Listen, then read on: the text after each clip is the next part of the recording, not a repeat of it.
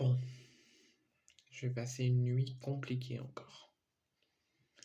L'OM est neutralisé au stade du Moustoir ce soir. D'abord, avant de commencer ce débrief, j'aimerais envoyer mon soutien aux secouristes, aux familles, aux proches, aux amis des personnes blessées, soit gravement, soit en urgence relative, ou soit tout bénigne.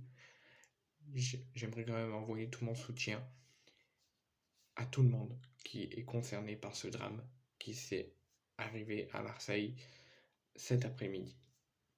Ensuite, on va parler du match. D'abord, on va faire le point sur la composition officielle d'Igor Tudor. Donc, il a mis Pau Lopez au but. Il a d'abord fait un 3-4-2-1. Pau Lopez au but. Kolasinac, Gigot, Balerdi. Piston, Tavares et Klose. Verretou, Rongier, Hunter, Guendouzi et Alexis Sanchez. Sur le banc, donc on avait Bailly, Vitinha, Payet, Malinowski, Caboret, Nioré, Blanco, Elmaz et Mbemba.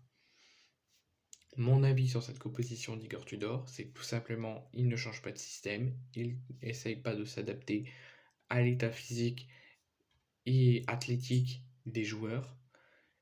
Ceux qui ont besoin d'avoir moins de temps de jeu, ceux qui ont besoin d'avoir plus de temps de jeu, il ne s'adapte pas du tout, il reste focus sur son système depuis son arrivée. Et des fois, ça cause des problèmes comme ce soir, le match nul encore de l'OM. Ensuite, donc, c'est une compo bonne, hormis le changement de système qui ne change toujours pas, avec toujours les trois mêmes attaquants. Elle n'est pas dégueulasse cette compo. C'est une compo footballistique. Mais le problème, c'est qu'il y a des choses à changer et des changements de système à faire. Petite question, petite incompréhension. Pourquoi n'avoir toujours pas mis Bailly ? Est-ce qu'il faut que Pablo Longoria s'exprime ou que Igor Tudor s'exprime et nous dit « Je ne veux plus de Bailly, je ne veux plus qu'il soit titulaire, là je l'ai fait jouer 1 ou 2 minutes, je ne veux plus qu'il soit à l'OM. » Parce que je suis désolé, à chaque match il y a des moments où il doit jouer. Ce soir il doit jouer à la place de Balerdi, si vraiment il veut faire reposer Mbemba, et il joue pas. On devait avoir l'association Vitinha Sanchez, on l'a pas. Payet, à un moment donné, même s'il ne rentre pas dans son système, faut le faire jouer pour que, au fur et à mesure du temps, il commence à y rentrer. Donc il y a des petits points noirs, quelques bons points. Elle n'est pas dégueulasse, mais il y a des choix contestables. Côté Lorient, donc à 3-5-2, on a Manolé, Maïté, Taibi, De Le Goff, Kathleen, Aouchiche, Makengo, Yugwa, Fèvre et Dieng. Donc, on va analyser la rencontre. Début de match plutôt tranquille. Franchement, pour les deux équipes, ça démarre tranquillement. Ils y vont doucement, ils font des passes, des petites occasions. Ça démarre vraiment doucement. L'OM déjà devait s'imposer absolument ce soir pour prendre un matelas d'avantage sur Monaco et essayer de revenir à quelques points, d'essayer de raccrocher Lens qui en ce moment est très costaud et enchaîne les victoires. On voit un début de rencontre plutôt simple, plutôt tranquille. Pas trop d'intensité malgré la bonne ambiance des supporters de Lorient et de l'OM qui ont donné la voix de la première à la 90e minute. On n'a fait que les entendre. Côté l'OM, ça démarre tranquillement. Pas trop d'attaque, c'est plutôt bon. Défense, c'est plutôt bon. On attaque doucement. Pareil côté Lorient.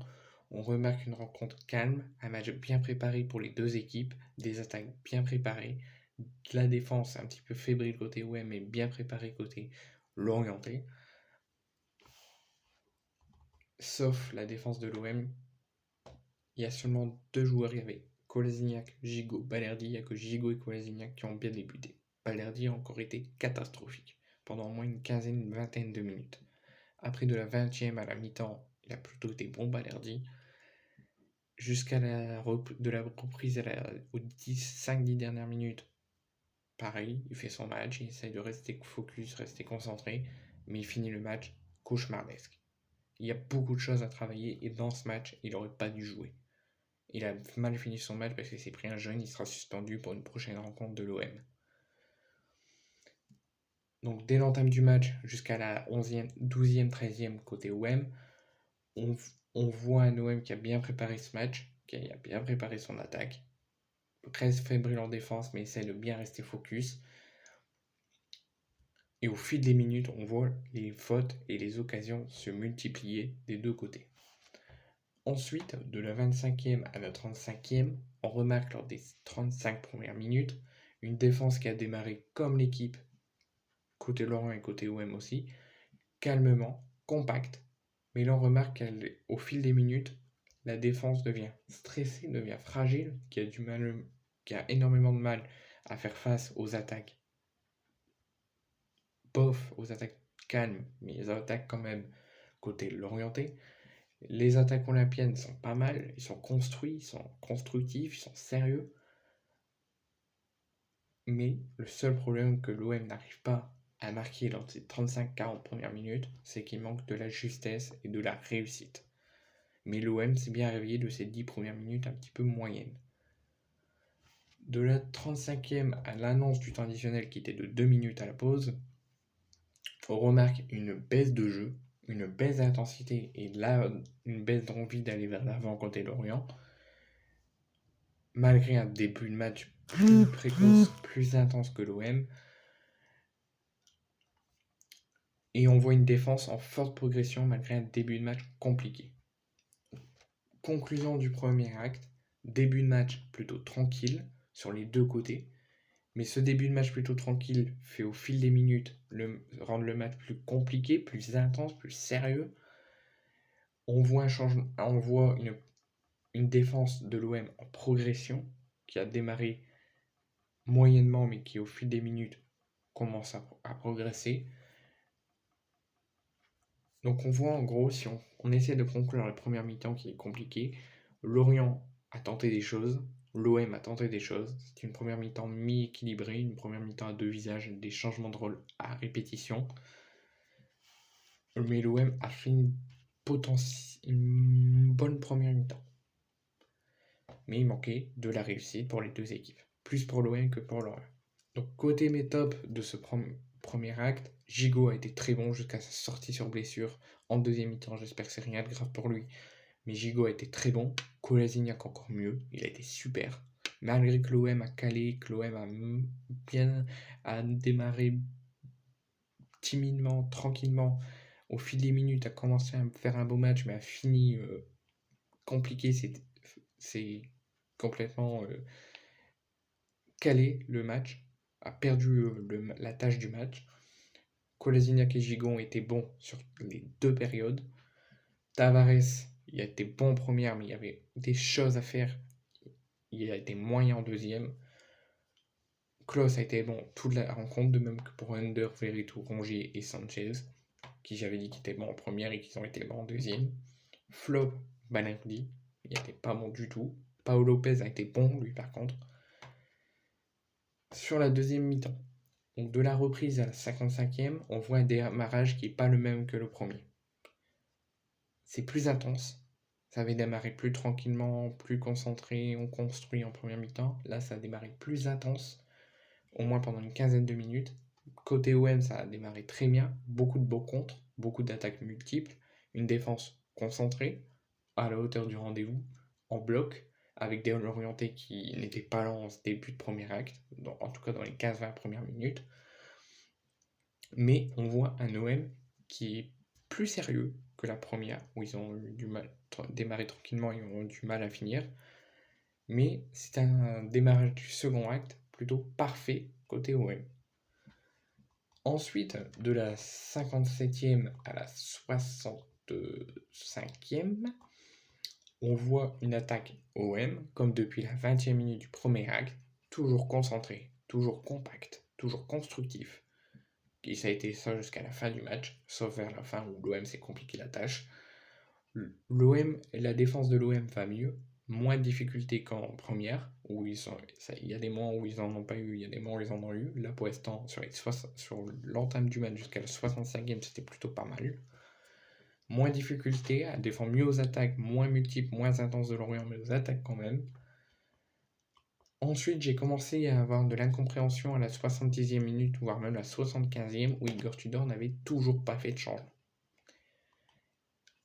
Alors que l'OM commence vraiment à partir de la 75e au coup de sifflet final à se compliquer la tâche, à ne plus être sérieux comme ils ont été en première et en la bonne partie de la deuxième, on ressent de la fatigue et l'OM manque de sang frais, manque de nouveaux joueurs et manque surtout de réussite.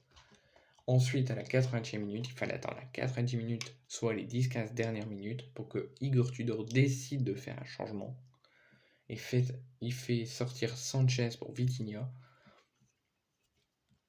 Balerdi devait se faire remplacer par Mbemba. Finalement, c'est Gigot qui sort sur blessure et se fait remplacer par Mbemba. Et Malinowski est aussi rentré.